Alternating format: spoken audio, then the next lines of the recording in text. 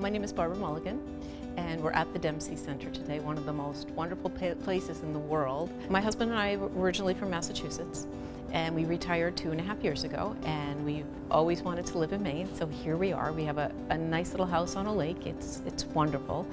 And that was 2.5 years ago, and then 1.5 years after we retired, with all these plans of travel, and I was into volunteer work and all these kinds of things, I got the cancer diagnosis. It definitely stops you in your tracks. I actually got a phone call, and I was by myself at the time, and I remember thinking, wow, this is how I'm gonna die.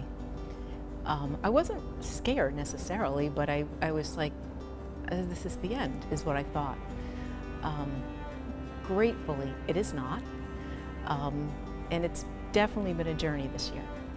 When I went through that, time, I wanted to know more, so I Google searched and found the Dempsey Center.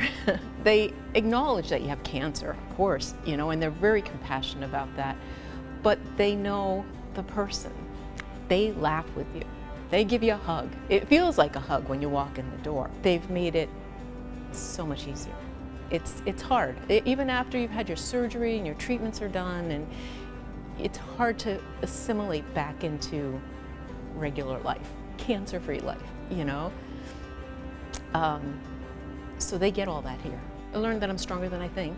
I had always been a caretaker before, and I had to depend on others to take care of me. They do that very well here.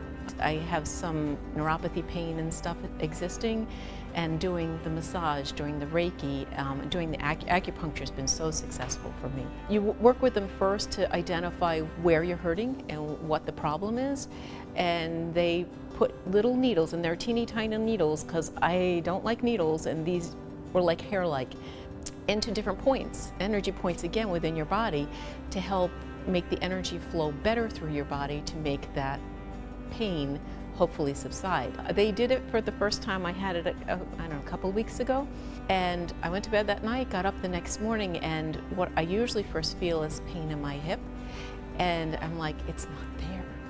It's not there. When I went through the cancer diagnosis, I felt like, okay, that's the worst that it can ever happen to me. So I'm gonna just say yes to things.